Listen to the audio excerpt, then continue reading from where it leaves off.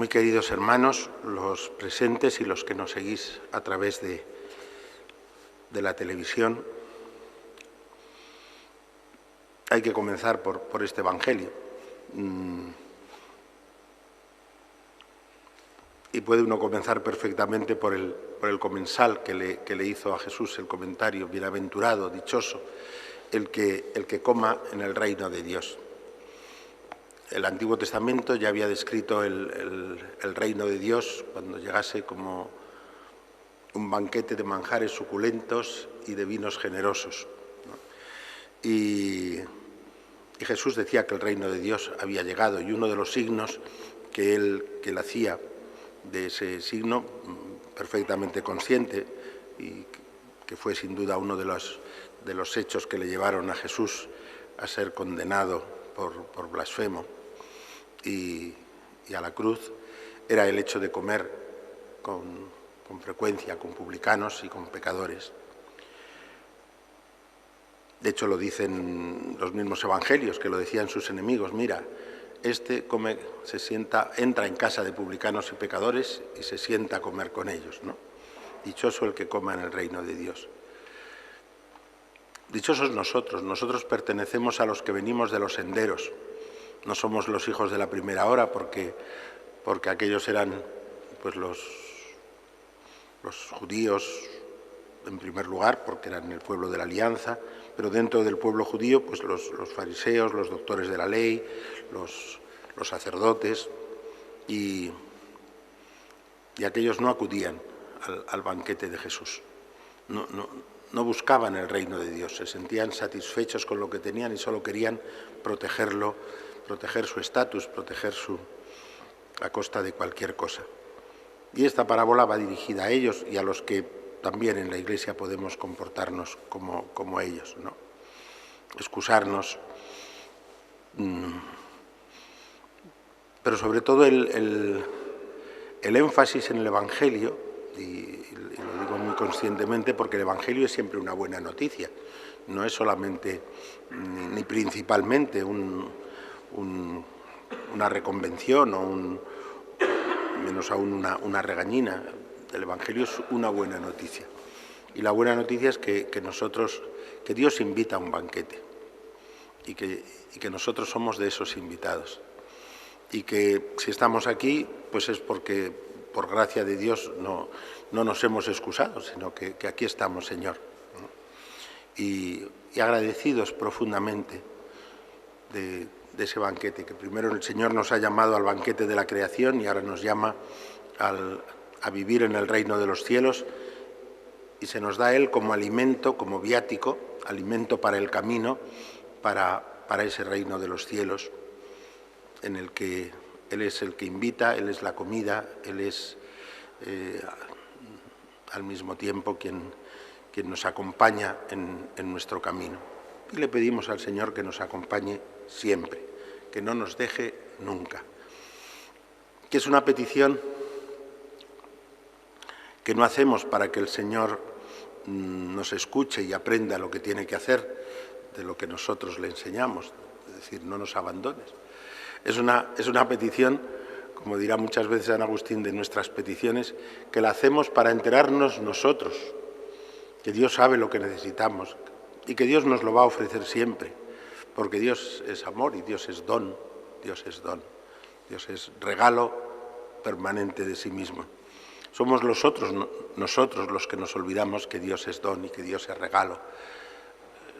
Somos nosotros los que dudamos de que Dios pueda amarnos e invitarnos a su casa y a su banquete, y no solo a eso, sino a que Él sea nuestro alimento y nuestro gozo en esa vida y en ese banquete. Y después del Evangelio viene la primera lectura, que es uno de los pasajes del Nuevo Testamento que describen más profundamente el ministerio y el significado de la vida de Jesús. Siendo de condición divina, se despojó de su rango. Vuelve la idea de invitación, en el sentido de que, y en el sentido sobre todo de que Él es el que invita y además es el alimento. Tomó la condición de esclavo, se hizo uno de nosotros, se humilló a sí mismo hasta la muerte y una muerte de cruz. Es decir, el Señor se despoja de todo lo que es suyo para dárnoslo a nosotros.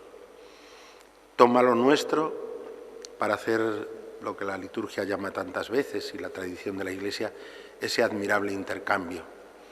Tú viniste y asumiste nuestra humanidad para que nosotros viviéramos de tu vida divina. ¿Cómo es esa vida divina? Nos lo dice la primera frase de la lectura.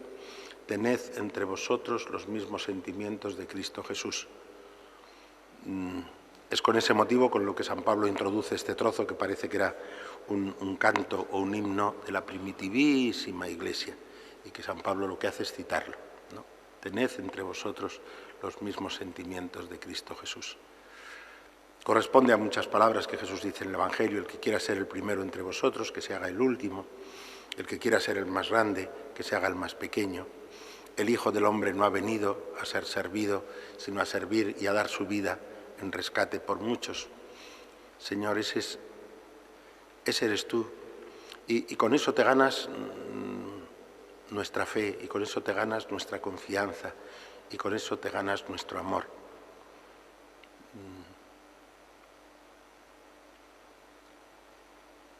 Porque es cuando comprendemos el regalo que tú eres, el regalo que tú has querido ser para nosotros, sin ningún mérito nuestro, desde nuestra creación, cuando nosotros podemos amarte y ser testimonio también de ese amor tuyo en medio del mundo. Tened entre vosotros los mismos sentimientos de Cristo Jesús y bienaventurado el que coma en el reino de Dios.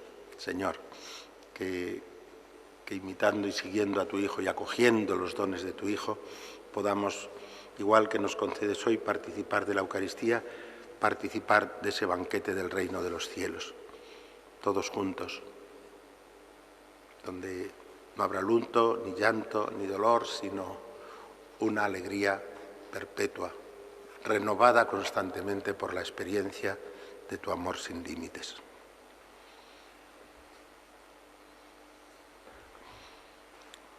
Habréis notado que cuando yo doy la comunión, en lugar de decir dichosos los invitados a la cena del Señor, digo lo que es más literal en respecto al texto latino: dichosos los invitados al banquete de las bodas del Cordero.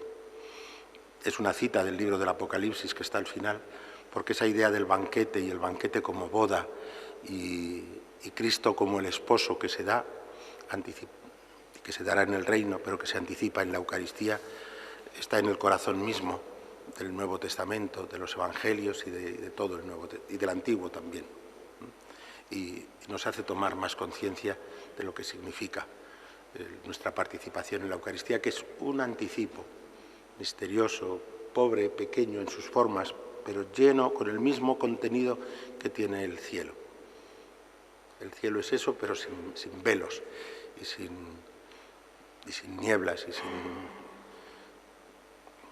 sin oscuridades, sino en pura transparencia de la gloria y de la belleza del amor de Dios.